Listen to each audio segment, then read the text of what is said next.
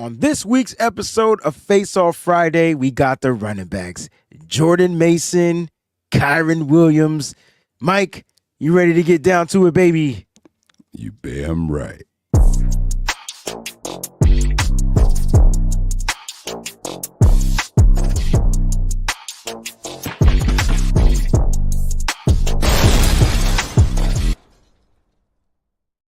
What's good, 49er faithful? What's 49er faithful? What's good? It's Friday, which means it's Face-Off Friday right here.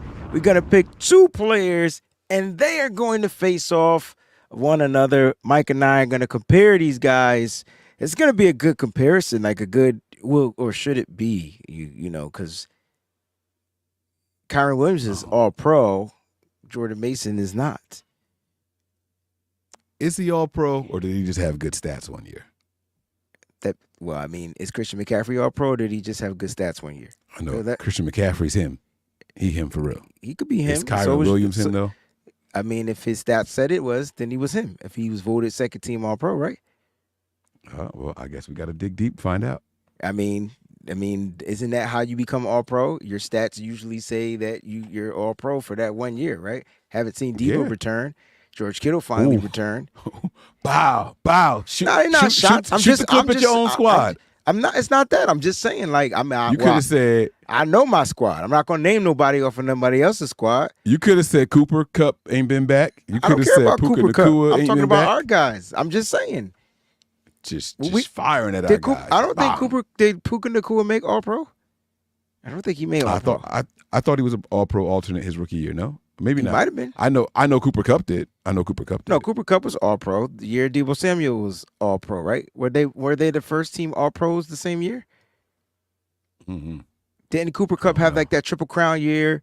And that was the same year Debo Samuel had the all purpose yards year. Debo went off. It could be. I feel like it was. I could be off. Ayuk was all pro too. Second team. Same team with Kyren Williams. All right, guys, welcome to the show. Listen, we got some 49ers update news we're going to get to real quick as far as injuries. I mean, because there's no other updates. Well, you know what? It's an update, Mike. The Niners are going to be wearing red. Oh, I like that. So this is going to be essentially a home game. I like it too, but so the home team gets to decide the colors that they want to wear, right? So let me ask you this question. When we play the Rams again, do you think the Niners will do them a solid and let them wear their home colors on our field? Or hell nah? Hell no. The Niners play better in red. We play better in red, baby. It's what we do. It's what we do. That's true. It's true. We play better in red. We play better in black, but not going to get into that conversation. What color did we wear during the Super Bowl games, the Super Bowl losses? We were all white. Weren't we the away team? All three of them. Three of those Super Bowl losses. We were wearing white. Yeah. But we don't get to dictate what we wear. The home team does. I'm trying to figure out what the hell possessed the Rams to allow the Niners to show up in red. That's where I was kind of getting.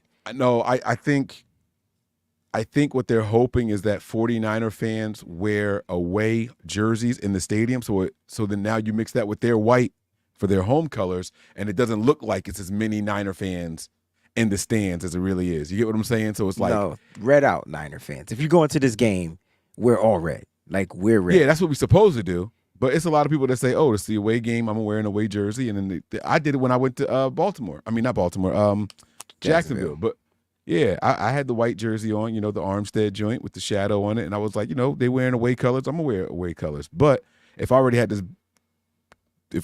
booked. One, I'm already going to be in LA. It's the weekend. I'm out there. I'm taking today off. So now they wear what you got. Yeah, they hit us with the okie doke because I'm not going to buy another Niners jersey while I'm already out there and I packed the fit already. So I got you. It's kind of smart by them if that's what their goal was. Now they might just feel like it's easier on Matthew Stafford's old ass eyes, the blue and the green. Maybe it clashes a little bit, and they want to help old man Stafford out. Or maybe they're just trying to. I don't really care. I think it's dumb on their part. He said, I don't really care.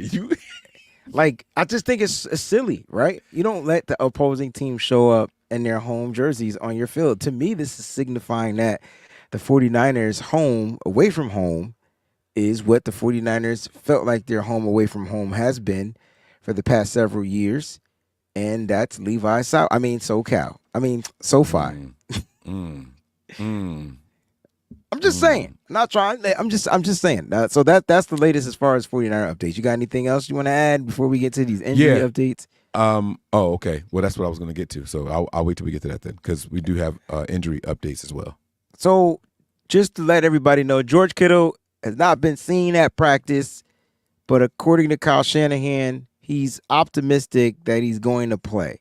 So I want Mike's synopsis on that.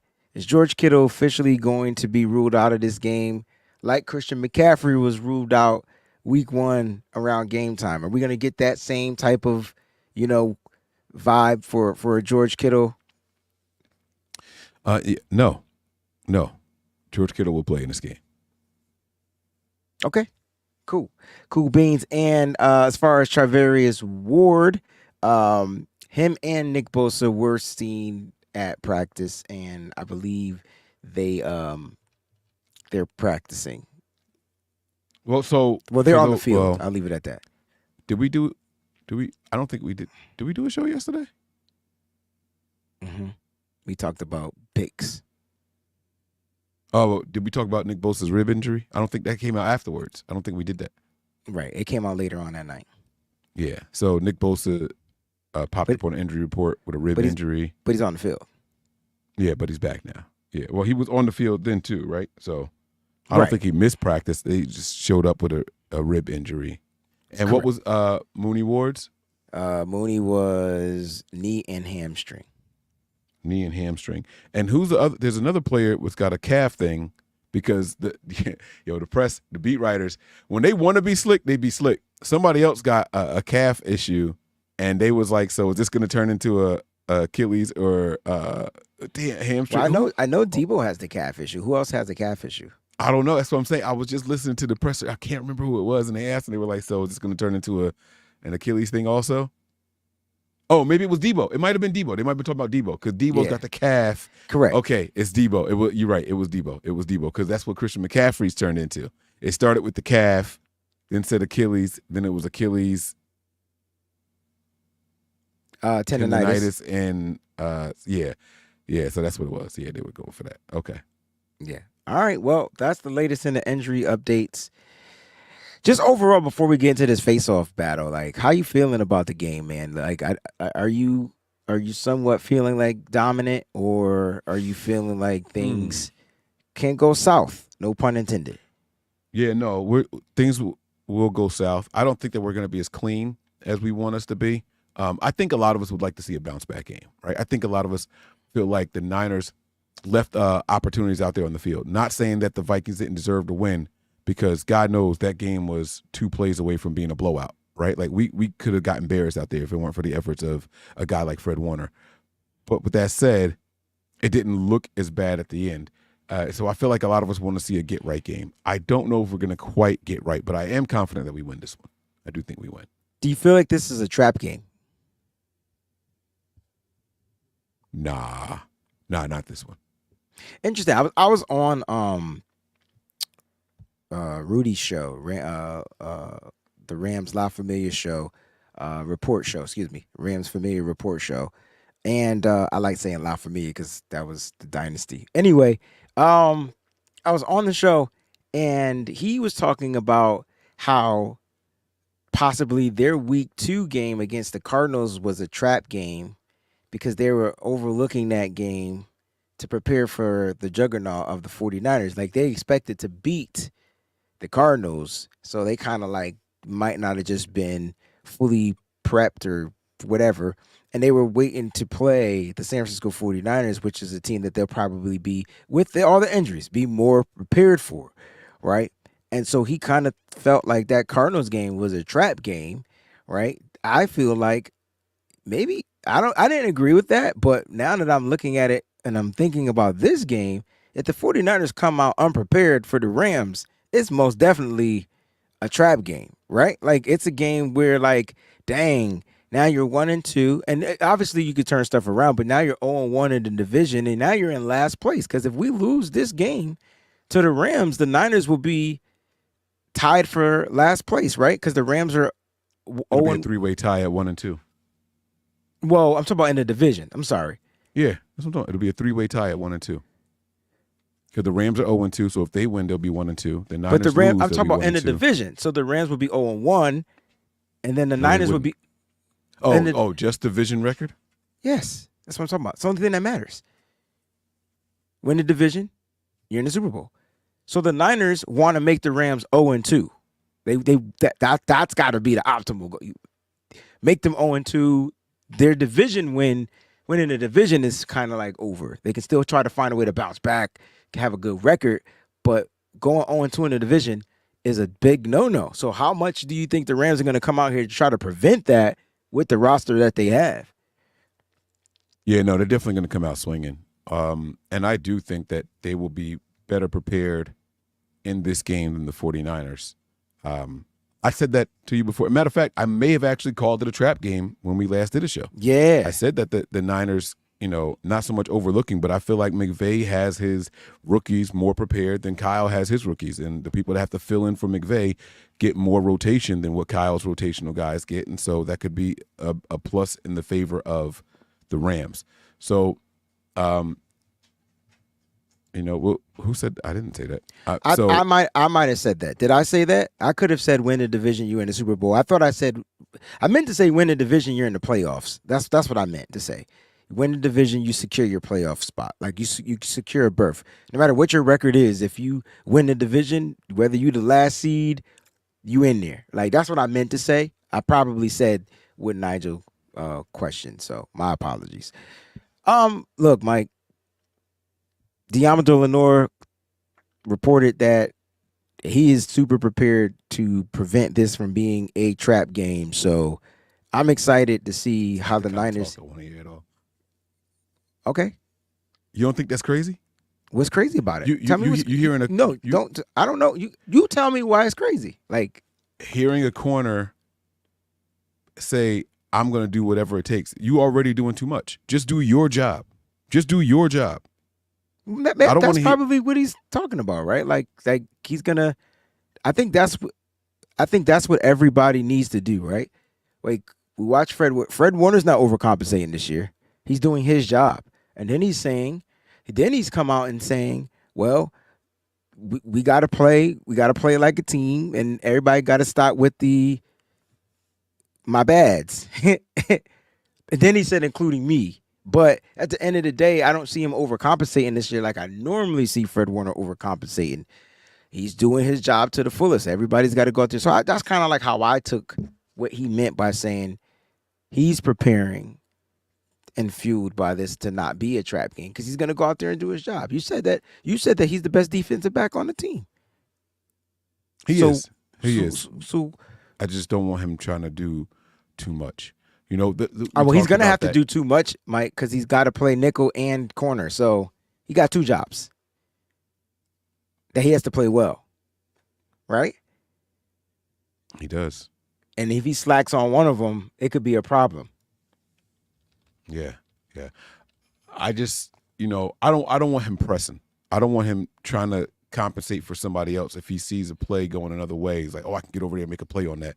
Like, don't give up on your assignment. We saw guys fill in the wrong holes and the trickle-down effects it has. It turns a 3-yard gain into a 17-yard gain. Like, we don't want to see stuff like that happen. I want these guys to go out there and just do what they're supposed to do. Because the second you start trying to do too much, then it's a trickle-down effect. 100%.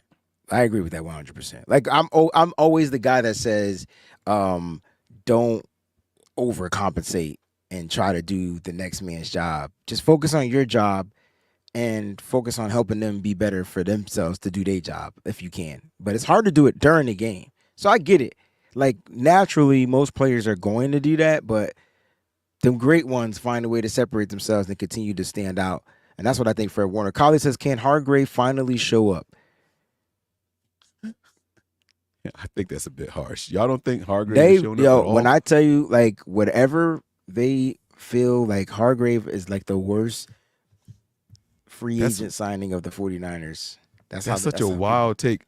I don't even have grades, but I've seen Hargrave jumping off the screen these first two games. I don't know if the fans watched, he's the reason why that intentional grounding play happened. I don't know if you noticed that. Like, if he doesn't beat his man, he damn near had Sam Darnold in his hands for the sack, remember? And Yeah. Darnold slipped out of his hands because he was moving backwards as he was trying to move forward. But that pressure allowed Yetur Gross-Matos to get in there as well. And that was the Sam Darnold. So, yeah, it was one play. I guess, can we get more consistency out of him? I don't know. I think the whole defensive front, when it comes to certain runs, man, they be struggling. So, can't put that all on him. Fit. You know what I'm saying? It's not his fault though. The fits don't fit. That's how I'm feeling. Nigel says, what should we expect from Hufanga? Because Hufanga is going to be playing in this game. He's going to make his debut. Does he start? That's my question for you. And then answer Nigel's question. Yes, he is going to start. He will start. I think we're I think the safety play will look similar to what it's been looking these first 2 weeks. Okay. Yeah, I don't think that we lose anything with adding Huff back out there. Hopefully we gain something. Everyone's talking about the communication, so I guess the communication's been lacking in the secondary, the way that they're making it sound. So hopefully that improves and we see some tighter coverages. I think the issue, it's not that yes, there are communication issues out there, but it's more like just like players being comfortable in their roles. You know what I'm saying? So like Jair Brown is going to struggle in coverage, but guess who also struggles in coverage? Talanoa Hufanga. So like my issue with the Niners isn't their fault. You said, what did you just say? The fits don't fit. The fit. What? Say that again. The fits aren't his fault. The fits aren't his fault. The fits aren't Hufanga's or Jair Brown's fault. They're box safeties that are asked to play cover Free 2. safety.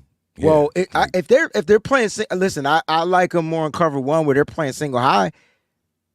What happened to the interchangeable stuff though? Like, remember we had Gip and one would line up on the box, and then they both would start with showing two safeties, and then one would come up. That's where Hufanga comes in, right? So he might start. They might start with 2 deep, and then boom, boom, boom, boom, boom. But the issue with the Niners isn't Jair Brown's or Hufanga's or George Odom's fault. It's more they just don't got a free safety, bro. Like that's Steve the issue. Draper, y'all just said it at the same time.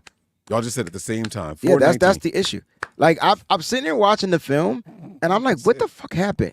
Remember last year I got slained on our show for saying that I missed Jimmy Ward? Remember that? I think motherfuckers know now why I said that. I was talking if y'all to Eric, can't see the difference, like it don't make no sense. Bro, I had to reach out to my guy. I had to reach out to Eric Crocker. Because I was having this issue last night. And I was battling myself. And I said, Eric, yo, am I bugging? Or the secondary, the safeties aren't safeties. They not safetying.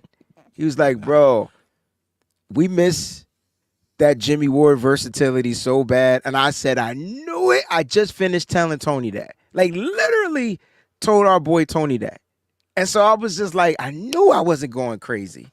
And so when I say I miss Jimmy Ward, I don't give a fuck how much money he wanted or where he wanted to play. That's where and you know what? It's coming to bite them in the ass. I said that to say this. Mm-hmm. That is coming back to bite the 49ers in the ass. They didn't want Jimmy Ward to play safety because they were sold on T. Gip. T. Gip's no longer here. They draft safeties, but they don't draft a Jimmy Ward. They don't have a free safety. Yep. Thank you, Steven. Yep. Appreciate it. Mike, let's get to this face-off, man.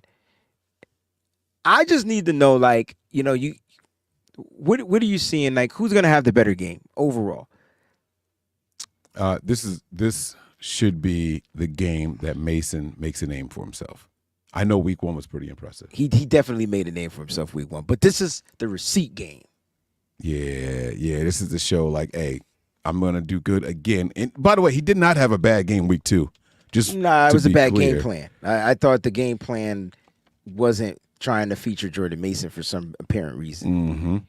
Yeah, like solid 100-yard game again. You know what I'm saying? Like my man was getting busy in week 2 as well. But you get busy in a losing effort, and people will quickly forget. 100%. This is the week. This is the week where we put it all together. Everyone says, "Yo, for the last 3 games, this kid is averaging 117 yards a pop." Blah blah blah blah blah. Like this is when all of a sudden they start saying, "Okay, CMC, take your time." I think that you even start to see him a little bit get active in the pass game in this one as well. And those are the numbers that I was interested in looking at. I wanted to look at how these guys are as receivers because I know that should favor Kyren, but when you look at the number of opportunities, it definitely Kyren ain't much of a pass. Oh, yeah, for sure. Like totality, yeah. But if you look at the number of opportunities, game plays, and reps, Kyren's not much of a pass catcher either. Like he's kind of got those numbers by default. And, Sean McVay will throw the ball to his running backs. Yeah. You talking about this season? I'm talking about his whole career. Nah, bro. Look at that dude. He's got 200. He's got 206 receiving yards as a season high. That was the year that he had the 1,000. That was last year. Yeah. Yeah. Or the year? Yeah. Last year. Yeah, I'm sorry, last year. That's not a lot of yards. It's not about it being a lot of yards. It's about the amount of times that they're gonna look to target this kid, right? So like they're trying to get away. I feel like the thing about the Rams is with Cooper Kupp being out, it changed their screen game, right? Like it kind of changed it a lot. And so when I look at what Kyren Williams did in the receiving game, he was targeted 48 times. And no, that doesn't compare to like what Christian McCaffrey does, but they also had Puka Nacua who was targeted like 377,000 times, right? So like I think now that you said by default, maybe by default his targets are going to go up because they don't have the same type of experience with the receivers that they have, the pass catchers that they have now. So in the receiving game, I think you got to sleep on him if you want to.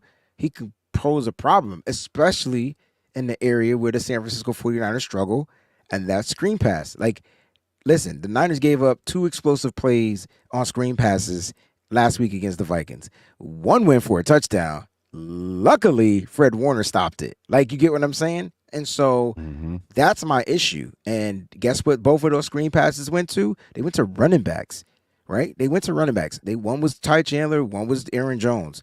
And so when I say explosive, I mean pass game, anything over 20 yards is explosive to me. So both of those were over 20. It's just that Fred Warner made a play on one. No, you're not getting that from Kyren Williams as of this year, but he has been targeted 8 times. He has 7 receptions. It's only for 31 yards. So I get where you're coming from, but because of the injuries to their team, what if they try to ramp that up a little bit? Yeah, and they might have to. They might have to. Absolutely. That's what I meant. Like they might actually have to. All right, we can't run because our offensive line is gooba garbage. So we can't run. But let's get these guys out into some space, and the Niners just get blocked. Yo, there was some screens in that Vikings. Go ahead. I'm sorry. No, go. There were some screens where I'm like, this is just good blocking. This ain't nobody's fault. Like, I don't know how to blame the 49ers for getting blocked. You know me, I'm looking for blame. I'm doing the film and for the Patreon, I'm trying to figure out, I'm like, dang, he took out 2, he took out 1, and they were like, there was one play to the left, bro, where the Niners have 5 players locked. They couldn't get out. They couldn't get off the lock. They were locked. Now, I'm not saying that the Rams' offensive line is as good as the Vikings, but they're going to try it. They got to try it. They're going to try it. Yeah, I'm no longer underestimating any team's offensive line because here's what I have learned, that if these guys aren't putting effort out there, it's not going to matter in the grand scheme of things. That's probably what that comment was about Hargrave, actually. That's probably what that comment was about Hargrave. So about effort? Yeah. So that's probably what it was. I do want to say this though real quick. So another reason I think this is a game, because we're facing off between 2 people here. We talked about there possibly being more targets for Kyren because of the lack of receivers. The Rams have another running back that they seem to like. this year. Yeah, Blake Corum. They're not using him though. Like that's the crazy part. Now, to your defense, you say that Sean McVay has zero problems using his rookies. Will this be a game where Sean McVay throws a curveball at Kyle Shanahan? Blake Corum is more of a power rusher, low center of gravity to the ground, tiny, breaks tackles. Where do the Niners struggle against the run again? Like, is this that game? Now I know we're talking about where we get got. Right, because I don't want to compare the running backs games because after Jordan Mason, it's a big drop. But after Kyren Williams, it could be a big game for the Los Angeles Rams. Yeah. No, and it's possible, you know. Like if I'm McVay, this is a division game, like you just said. You don't want to fall 0-2 and within the division, right? So this has to be the game where you're willing to pull it all out. Pause. And that's the one thing I will say I like about McVay and people who go against Kyle, right? Like they're not afraid to show you the trick plays. Like if I'm not going to win this one, who cares about the future? So I'll go out there and pull the trick plays out. We play Andy Reid and he does trick plays in the regular season. He don't care.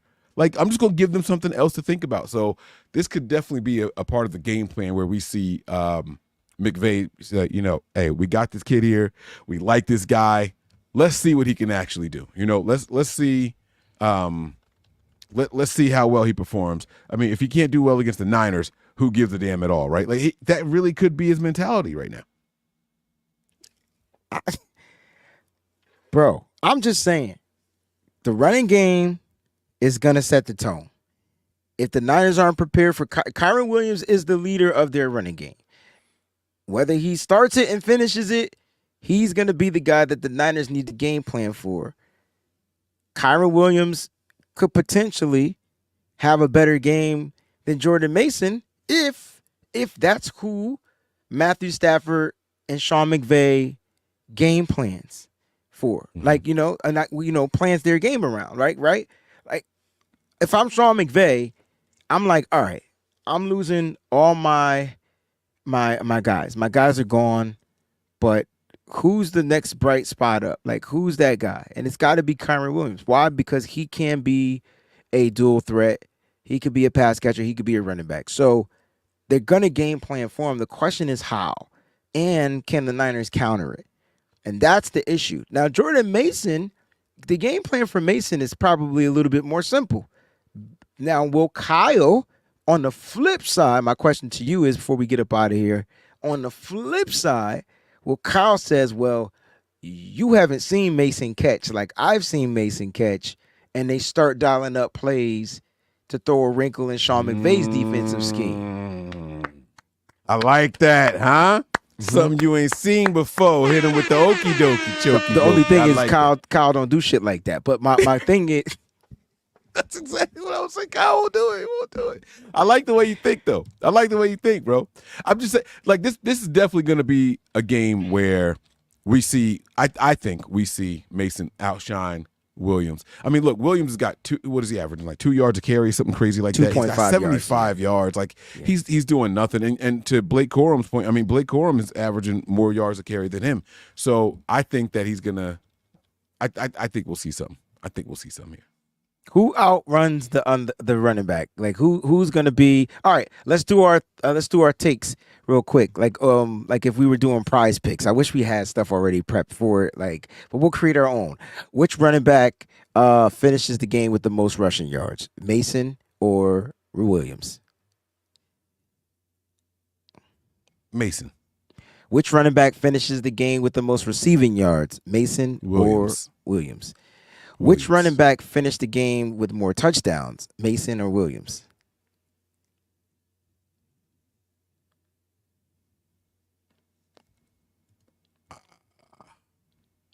I see it as a push. I'll go Mason. All right, that's good because they both have 2 touchdowns apiece. Yeah, I was gonna say one each, but I'm trying to follow the rules, so I'm pick Mason because I think because you got to pick one. All right. Yeah. Which running back? Well, you asked me some questions. God dang it! I got to be the one asking. I got you. Which running back gets more carries? Mason. Total touches. Still Mason, because the carries are going to outweigh the target, because targets aren't touches. He would have to receive them to be touches. Yeah. Okay. I feel like they'll target Kyren Williams 4 or 5 times. Right. Okay. But Mason's going to have like 30 touches. Longest play from scrimmage goes to who? Ooh. Yeah. Can I push? Can I push? No. You got no. I can't push. Mason and Williams. I'm still going to go Mason. I think Mason is the more explosive back, and he has the better offensive line. I thought I would never, ever fucking say that. Wow. And the compliment to our offensive line at the end, man. I like it, man. Listen, Wayne, that's it, man. That's it, bro. I got nothing else for you, man. Like that was fun. Now, what do you the only thing that can mess this up, the only person that can mess this up is him. Mason? Kyle. And I ain't talking about use check. You get what I'm saying? The only person that can derail the plan would be the head coach. He can't do that after a loss, right? Yes, he can, because this is him versus McVay. This is bigger than the Niners versus the Rams. This is him with no Swiss Army knife on the field, too. Well, he still has juice. Will juice be the Army knife of the Swiss? As a pest catcher, maybe, yeah. But that's it. He not the ball. Yeah, that dude averages -6 yards per carry, bro. I never want to see him run the football again for the 49ers. Ever. It's the slowest I've ever seen. Like, as soon as he hiked the ball, he's so big. Like, bro, just fall forward. Like, you massive. Like, do something with that size. Pause. Yeah. You got plans for this weekend, bro? Yeah, man. I'm working, man. You know me. I gotta work all weekend. It's wedding season and corporate event season, and so I'm headed to an event now, and then wedding tomorrow. I got a outside event on Saturday, so I'm probably gonna miss the first half of Sunday I'm gonna miss the first half of the game, but it's all good. I'll be watching the game at the event, singing, cheering, cussing at the same time. Hopefully more cheering than cursing. So yeah, it's gonna be a crazy Sunday. Then I'll go live on Bleacher Report right after the game. So it's crazy. Sounds good to me, brother. What about you? Nothing but success and happiness. It's gonna be a long weekend. Tonight, I'm going to install my microwave. I tried to do it last night by myself. You know how hard it is to install Mike, over the range microwave by yourself. When I talk, I got to you, everything right except the drill Let me ask you a holes. question. When I talk to you, right? When I talk to you, like not on the show, when we have a conversation. Yeah. Who am I talking to, bro? Because It'd be me.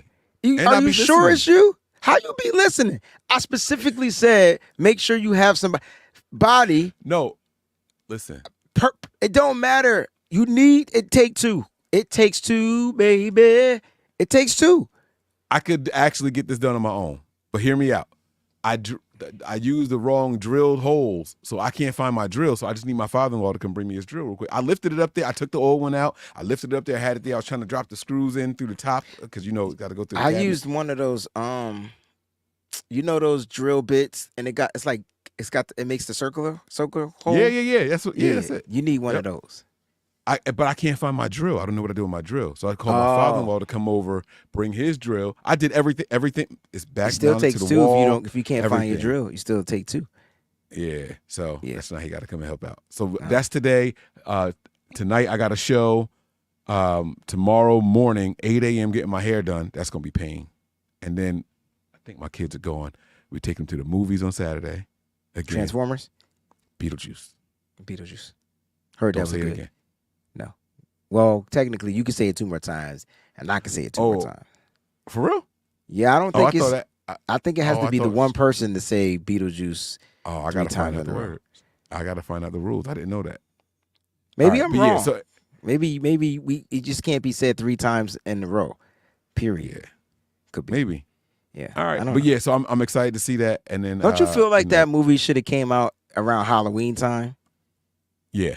It definitely should have came out later this month. It definitely. at least the end of September, right? It'll be out of theaters by the time Halloween gets here. That's true. Crazy. Like they wasted a perfect opportunity to do this. Yeah. So. Like maybe because I think there's another Michael Myers or something coming up. Something that's cornering the October. But you should do that together though. Like people. No, you can't compare against Michael Myers, dog, like that. No? I think Michael Myers owns the month of October. Michael Myers versus Jason. Which one was better? Friday the 13th or? Oh, Michael Myers were better. The Michael Myers were better. Jason's got corny after a while, but I want to see them fight. I need them in the ring, like straight up. They did Not it. even in the ring. Nah, that was corny. No, they didn't. It was Freddy versus Jason. Oh, you right. Which was that dope. was Freddy. That was dope, that definitely was Freddy. Freddy had way more speed than I thought. Terrifier 3 is coming out. Let's go. Yo, yes, you, it is. y'all mother freakers, you made me watch those movies, bro. I haven't. You gotta go. I'm not sitting here getting yelled at. You gotta go. I gotta go. Yeah, let's go. Let's get up out of here. We live all the time, kicking it with the fam, bro. Yeah. That's Breezy. I'm Mike, and this is the BAM Show. Yeah, Pete.